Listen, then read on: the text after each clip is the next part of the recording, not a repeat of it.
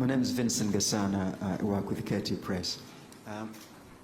So it seems a startling thing to say, but all things considered, the crisis in the Democratic Republic of Congo could be ended in a mere matter of days if everybody else were to acknowledge the real causes of the conflict openly. But instead, people seem to be intent on focusing on claims from the UN group of expert reports. There is the recent statement from President Joao Lourenço, for instance, on the M23 rebel alliance entry into Masisi, seems to go on a supposed threat to territorial integrity of the DRC instead of the real causes of the conflict. So one wonders, Your Excellency, beyond signing more agreements that a lot of the signatories tend to promptly ignore, can Your Excellency envisage anything else that can be done to bring everybody around the real causes of the conflict and focus on that and get beyond the impasse and the obvious impediments to peace? Thank you very much indeed.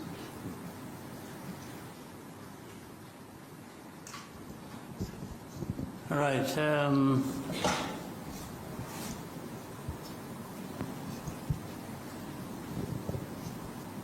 Much as I said, I didn't have much to say, as was prompted by the moderator. Let me first of all welcome you and once again wish you a happy New Year. I hope the New Year will bring blessings to all of us. I think we had time to talk about the last year. And the last year ended well. We're now in the new year. As a country, as a people, this country and our partners and myself, we hope we can continue the good progress we made last year and do even more, including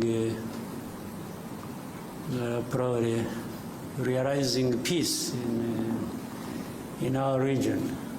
We are looking forward to that. So that is the starting point of my answer to your question. This problem of Eastern Congo, which I have in the past even explained as not just Eastern Congo problem, but Congo's problem as a whole, and the problem for our region, the problem for our continent and the rest of the world. But every time it is referred to as Eastern Congo problem, in a way rightly so, because it is centered there. But the cause of it and many factors that perpetuate that problem are from different parts of the world, including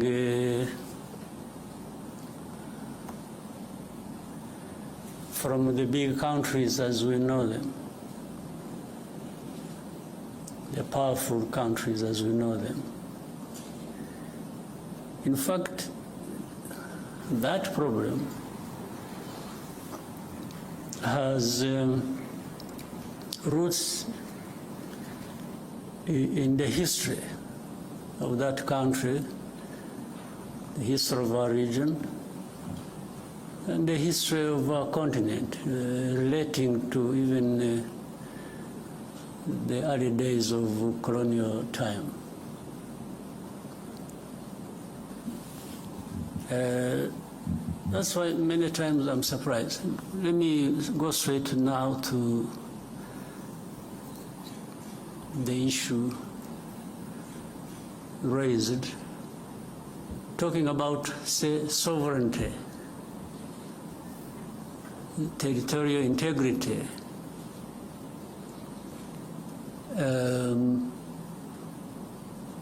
As you said in the statement made from Angola, how do these matters arise really, in a sense? M23 you talk about. These are Congolese. Even to the admission of Congo's leaders, the past and the present.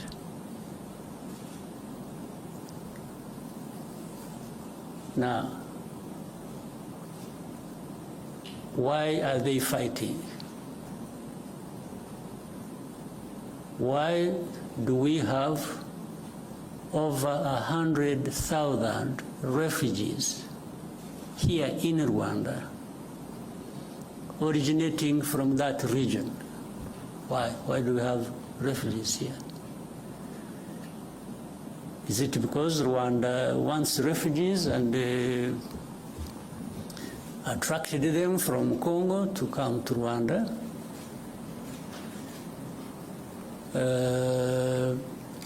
I said the first question, M23, why would they be fighting? They just like fighting? So, in the fighting that is happening in Eastern Congo, and you call that violation of sovereignty, territorial integrity, how does it arise?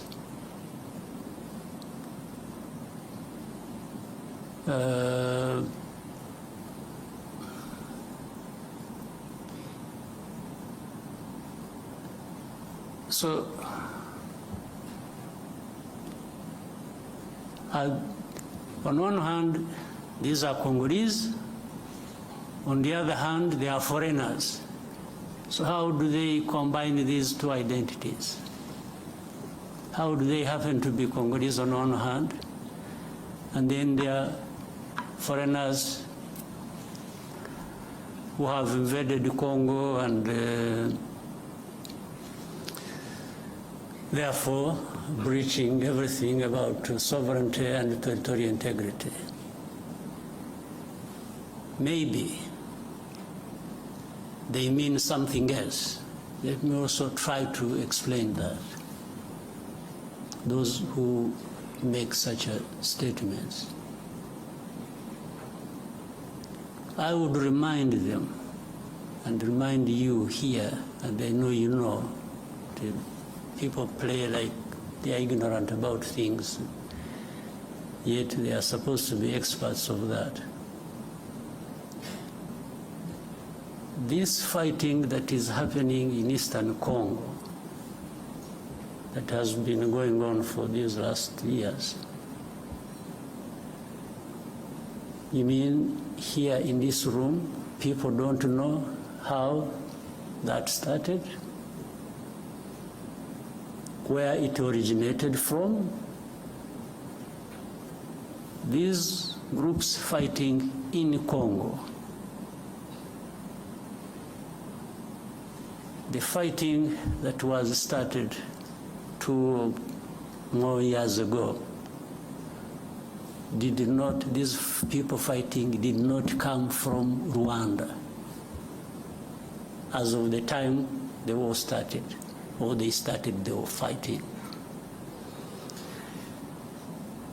Maybe I even don't know whether it qualifies as such. These people they are of Rwandese background. I don't know whether it would even be right to say they originated from Rwanda. Most of them,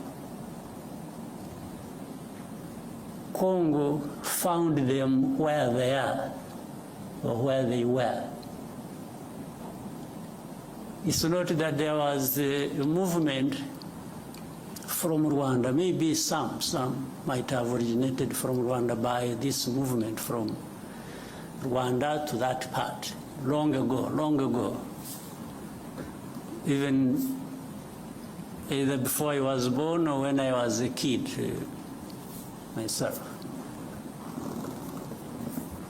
But what I meant that Congo found these people there has to do with this history I'm talking about, of colonial times and the drawing of colonial borders. But that's why also the Congolese leaders at one point admit that these are Congolese, and then try to find another reason and say, oh, but the fighting is supported by Rwanda. But they can't tell anybody and convince anybody that the actual people who are fighting now, who started this fighting we're talking about, came from Rwanda. They did not come from Rwanda.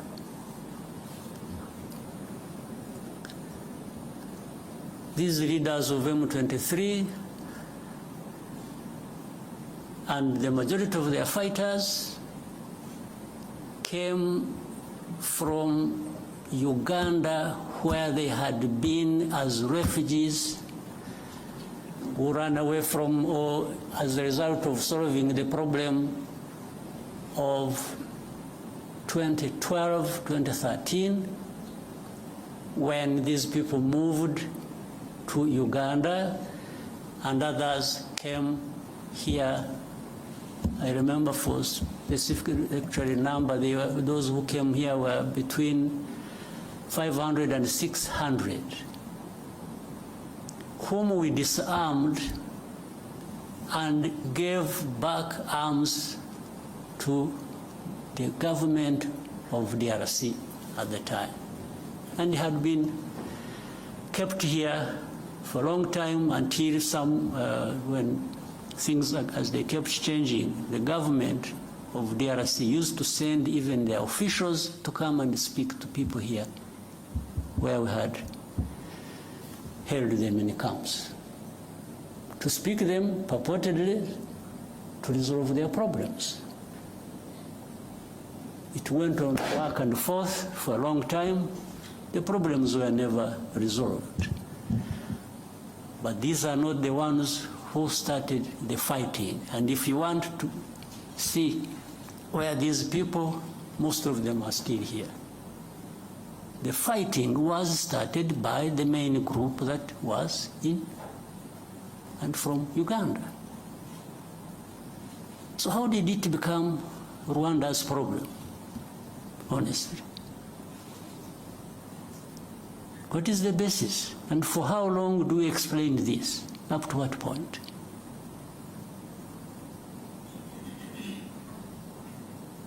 These people, the ones who lead this, and then the other hundreds of groups fighting in Eastern Congo, have nothing to do with Rwanda. The only reason Rwanda comes into question now for this is for a couple of reasons. One, these are Rwandophones, they speak in Rwanda. Well, but that is also what maybe became their main crime in Congo. So if they speak Kinyarwanda, that has turned into reasons for persecution. And that's why we have refugees here for over 2 decades.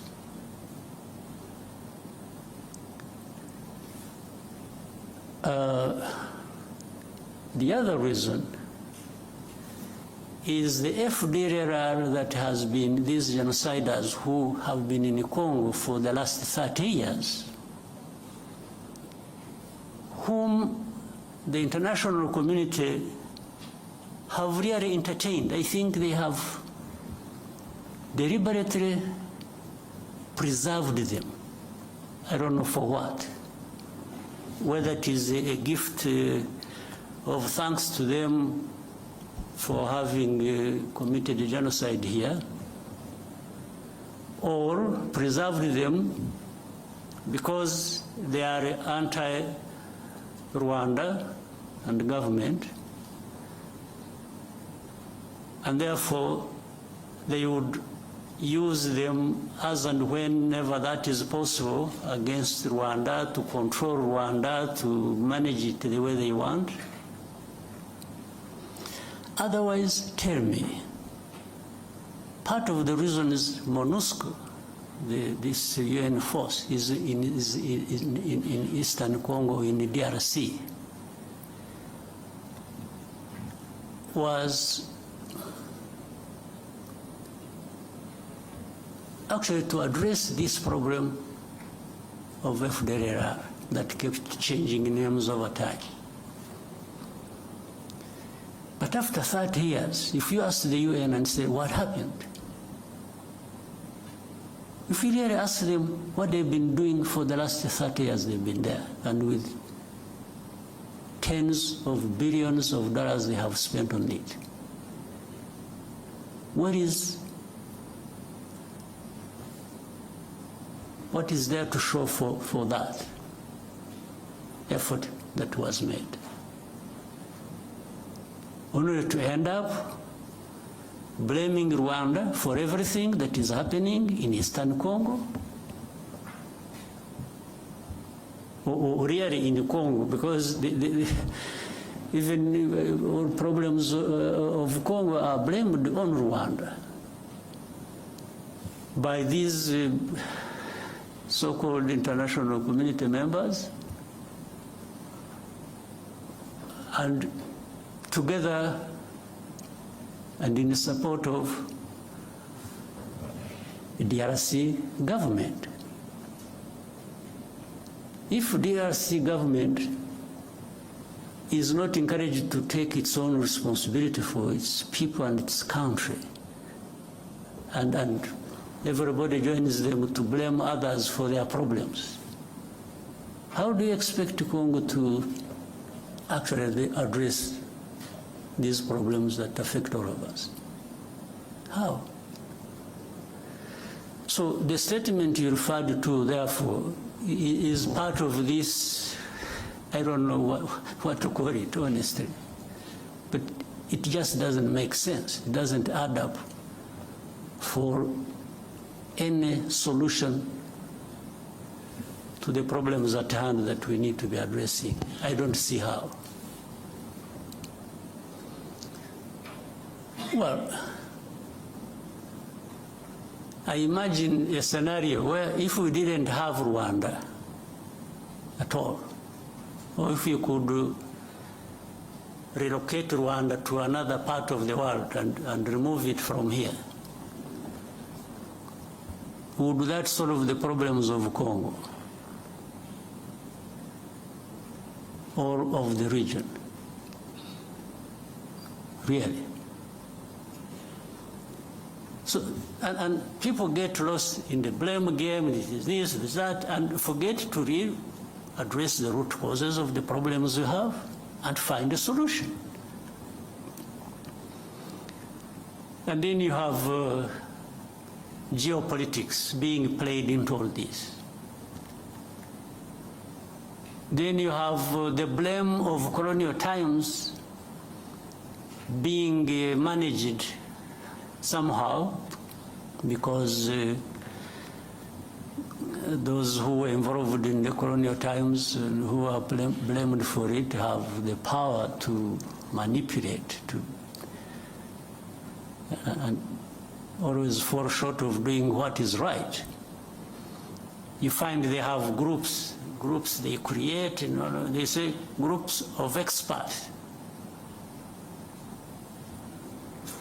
I mean, how do you expert in doing what? Then you find the groups of experts.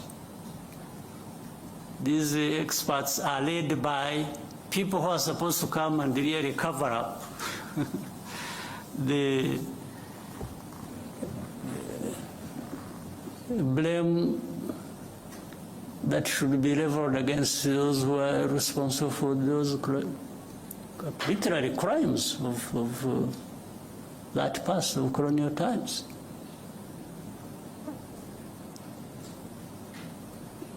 And they've been here in Eastern Congo or in Congo, groups of experts. What expertise? Expertise to come and tell lies? You know, these groups, the people making up these experts, you know, in broad daylight, killings, persecution,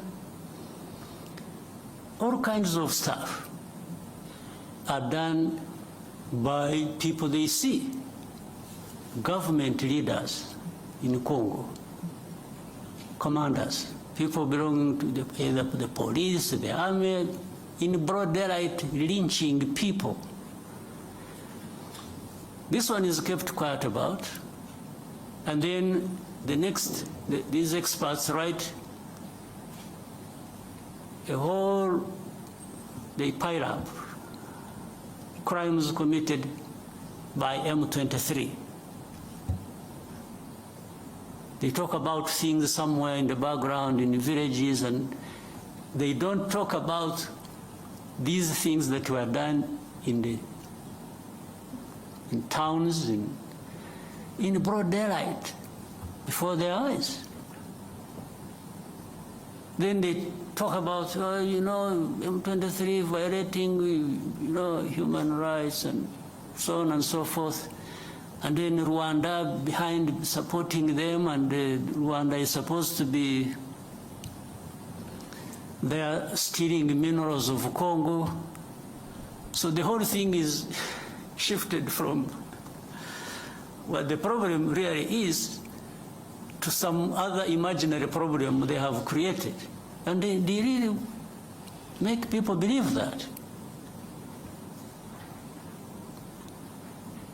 But honestly, for the last 30 years, if anybody wanted to understand what the problems are and what the solutions should be, you don't even need to be an expert. You just need to be wanting to resolve these problems and allowing people to have peace. So when you ask me what next do I think, I mean, what I think should happen is what I have thought from the beginning and have spoken out very loudly to whoever needed to listen. This problem is not insurmountable. It can be addressed. It can end. It should have ended in actual fact long ago. But you can't end it by manipulation. You can't end it by playing games. So one, does FDLR exist in that situation or not? Do people understand the history of FDLR or not? So why should FDLR be an issue even for discussion? Or why should it be a big problem that can't be resolved? We told these people, whoever was involved, that you can, we started with DRC itself, even before the current administration in DRC. We used to approach these people. We even approached the current administration. We said, let's work together to resolve this problem, and that we will support you with whatever you think you need, and we will avail ourselves and our resources to actually help you fight this FDLR and eliminate it from. And they refused. I had even given them advice that, you see, Uganda has a problem of ADF and others based in Congo. We have a problem of FDLR based in Congo. Burundi also says they have a problem based in Congo. I said, why can't we, all of us, work together? Uganda works with the DRC, Rwanda works with the DRC, Burundi works with the DRC to eliminate the threat to security along our borders.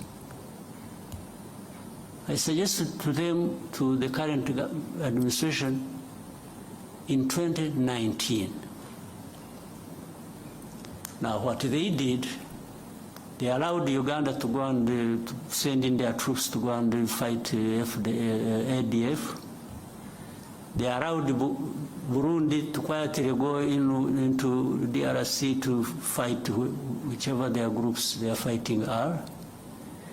When it came to Rwanda, they refused. Of course, that means something. They refused because either on their own or on advice by whoever, they actually didn't want this problem of FDLR addressed.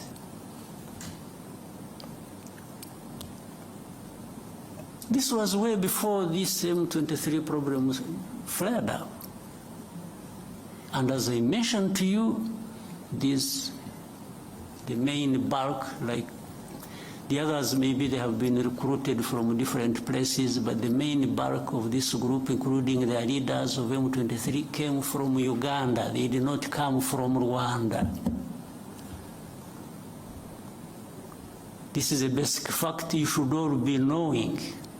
Then ask yourselves, so how did it become Rwanda's problem? So why doesn't DRC address the problems of their own people? Why do they have to put the weight of that on our shoulders? Why don't they take away these 100,000 plus refugees here, take them back home? Now, to show you the connection with these other countries, for all the time this problem has been there, some of these refugees, these countries, United States, Canada, Scandinavian countries, other countries, they've been coming here and selecting people from these camps that they would go and relocate in their countries. They've been doing it over a long time, but they have not taken many people. Out of 130,000 we have here, they have maybe among these countries, they have maybe relocated for settlement in their areas about, can't be more than 11,000 over 20 years. So do these people come and take these refugees, or these people, knowing that they are taking Rwandese or they are taking Congolese? They definitely know they are taking Congolese. So how about those who are staying here and have not found a home anywhere in these areas? What happens to them? And they are coming every day, every time, with this fighting going on. So then they quickly find a solution in saying, let's blame Rwanda for everything. Then they make statements. Rwanda backed M23. is doing this, is doing Rwanda, Rwanda, Rwanda, Rwanda every day. Rwanda must remove their forces. So I asked another time when we were having a conference like this, if anybody thinks Rwanda is in DRC, why should Rwanda be in DRC? They should ask themselves that question. If you want to blame Rwanda for being in DRC, can you also make an effort and try to reason and say, okay, but yeah, it's true, Rwanda is in DRC. Rwandan forces are in DRC. But why? Why should they be in DRC? So that's why they quickly find an answer and say, they are there to steal minerals. Okay, suppose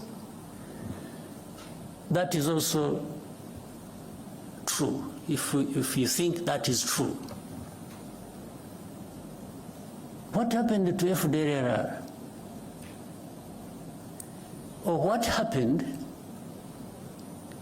to what produced refugees to be here in their hundreds of thousands? What happened? Why? Was it because RDF was stealing minerals in Congo? That's why these refugees came here?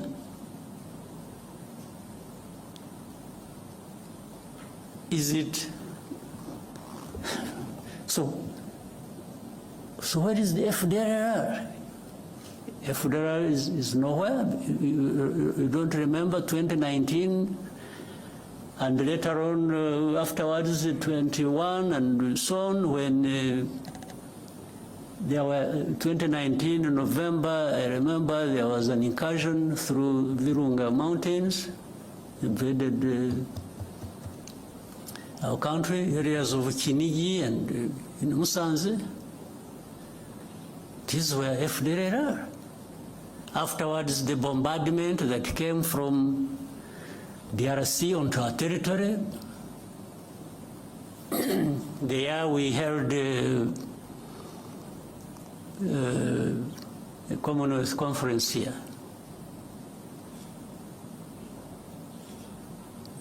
So the bombardment that was, and it killed our people. And we raised these matters with the government of DRC. Now, so everything is, oh no, they are there just stealing minerals. Okay, if you are right on this, how about these other issues? How have you addressed them? So, my dear friend, I've given you a long answer. I wanted to really be quoted correctly, and I hope you will. This problem can be addressed, but it cannot be addressed by just having processes where the only thing, in fact, it's really sad. We have processes and we have leaders leading these processes, and what becomes more important is the appearance, the camera appearance. It's being seen there to be signing something, and that becomes an end in itself. You leave the problem intact, you don't address it. Oh, but you didn't go to Rwanda. Okay, how about the time I went there?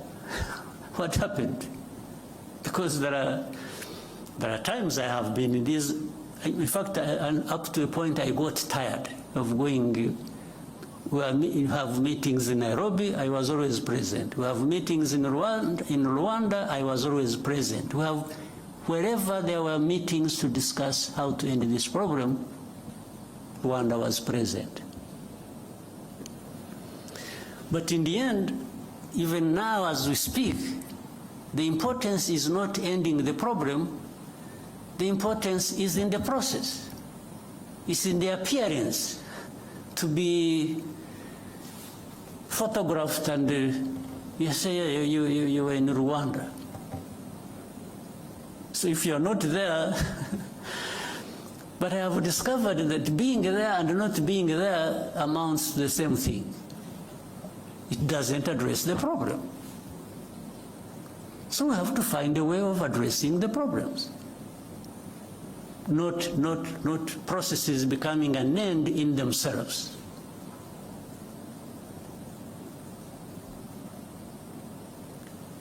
Not the leaders of those processes holding people's hands and doing this being an end in itself. We have to have results built on addressing the root causes. And then another time they say, oh, Rwanda, you see, you have influence on M23. By the way, influence just because some of those guys will speak the same language, so that becomes an influence. Okay, but let's assume we have the influence. And I have been asking these people, so, okay, what do you want me to tell these people? Do you really want me? What do you want me? Give me a message to take to these people over whom I have influence. And as I see, they stop fighting. Okay, that one I can do. But what follows that next? Because if I tell them to stop fighting, and they are attacked and killed, who takes the blame? It's not you who sent me to tell them, it's actually me. Meaning I lured the people into, but then in all conscience, do you also want me to go and tell people that you should accept being denied your rights and keep quiet because some people, some powers are not happy? So maybe that's what they want me to tell these people. I can't. You never. It happened when we met, you must have seen it, when I met President Tshisekedi in New York around General Assembly. And we had with us President of France, President Macron. At that time they were telling me, please give these people a message, they leave Bunagana. There is a place they had taken over called Bunagana, the border with Uganda. Otherwise, fighting will continue. I said, okay, I can even transmit your message, just out of politeness. But if I tell them to leave Bunagana and get lost, first of all, where do they go? Secondly, are you going to follow that with addressing their problem they are fighting for? And there was no clear, but anyway, I came back, I sent a message, sent intelligence people to tell them. I said, for the good of the peace process, maybe somebody is thinking about to bring peace, you leave Bunagana as a symbol that you want to have a peace process going on and resolve the problem. As they are about to, they agreed with the message I sent to them. In other words, they agreed with me. As they were preparing to leave, they were attacked. There was serious fighting. And then I called up these leaders. I said, but you people, you lied to me. You told me I should transmit a message that these people should leave, and then that will help a process to resolve the problem. then little did I know the intention was actually maybe to attack them when they thought it wasn't going to be the case.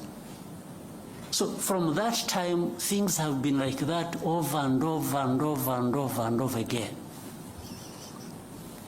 These government forces attack. In most cases, they are beaten back. And then there is a loudspeaker everywhere announcing how M23 has been violating ceasefire. You attack, we fight, I push you back, and then I'm the one who violated the ceasefire. This has been what goes on every day. And even with these experts that you have in place, they cannot tell, but that shows it's not that they can't tell what is the truth.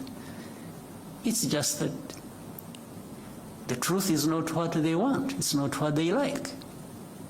It's completely different. So Rwanda,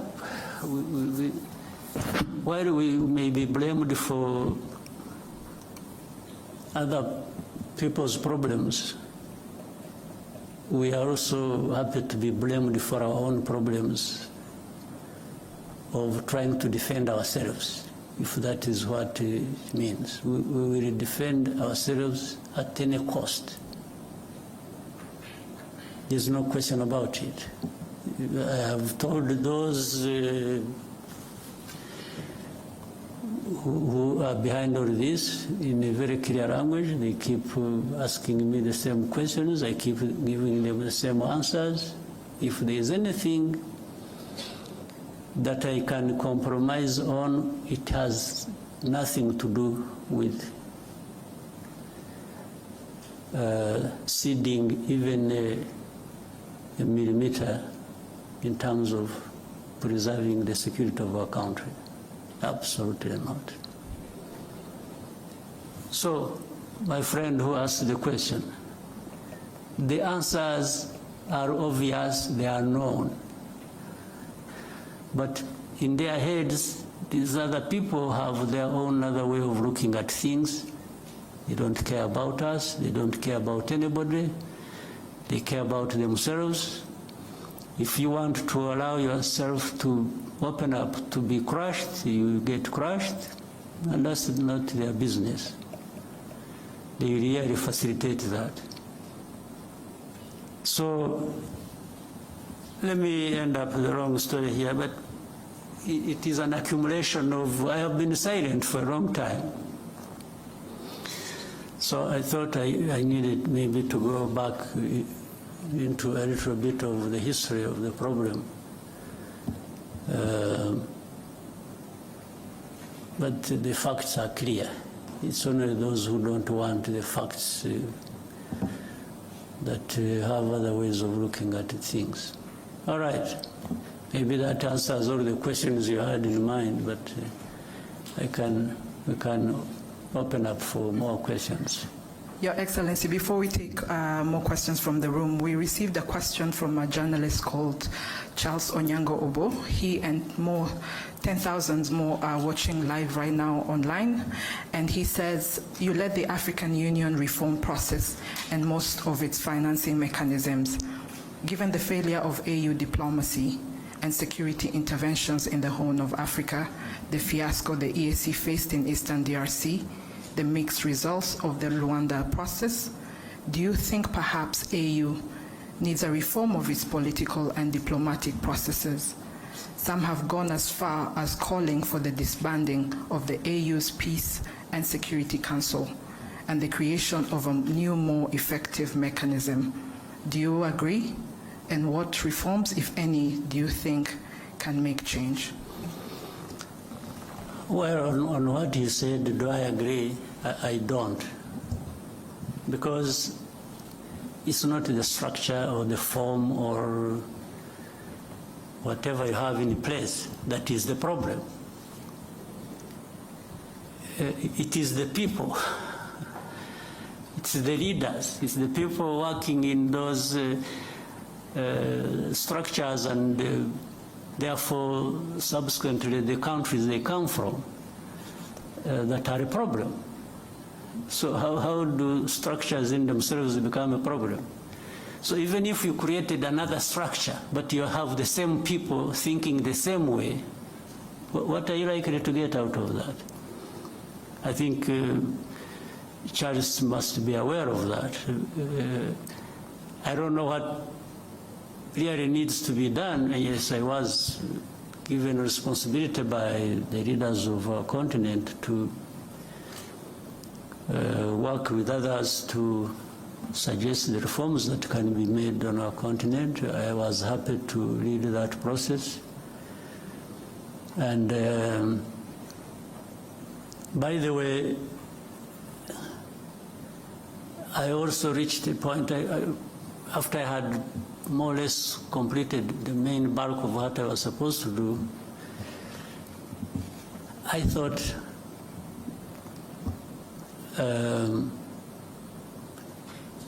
we needed maybe to find another person. Because when I was seeing some, I mean, you can hear this.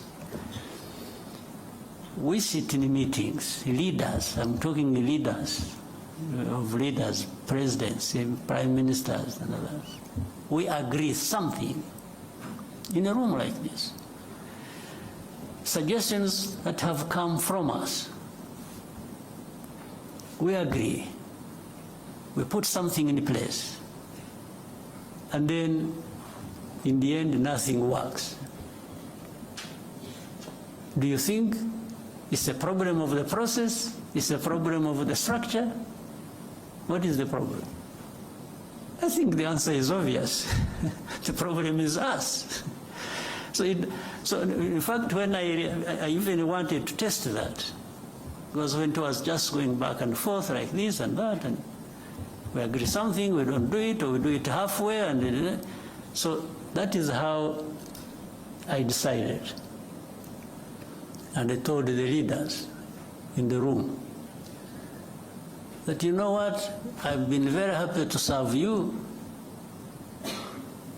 but I think it has come to the time we try somebody else. Maybe before you get tired of me, or before I get too frustrated myself, but to serve the cause of reform, I think we can, here in this room, choose somebody else to lead the process, so that we try different people, different angles of dealing with the matter, and that's how the process went to a different person, the President of Kenya, President Ruto. In fact, in the meeting, they even asked me who I think could be. So I gave them my proposition.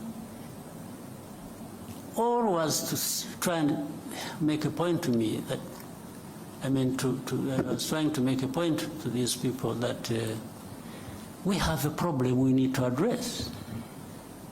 And it's not going to be one person here or one structure there.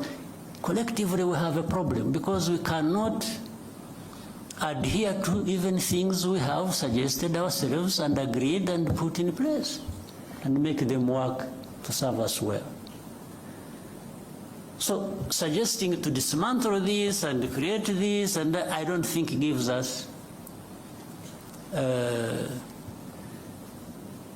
any solution.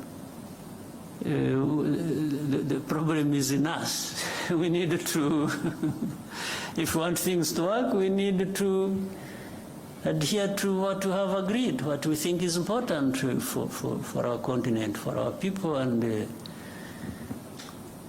so we just have to keep trying with what we have in place. Yes, if there is a need to change something, sure, you can do that. But you still remain with the problem with not doing what you have agreed, irrespective of whatever changes, other changes you put in place. Right? Yes. Yeah, so I don't see that. We need to find some way. I don't know whether, some magic. Whether we need to be saved, we need to, somehow we have to find some cleansing process where we renew ourselves and we, I don't know, we have to find something. Otherwise, we are really not serving ourselves well.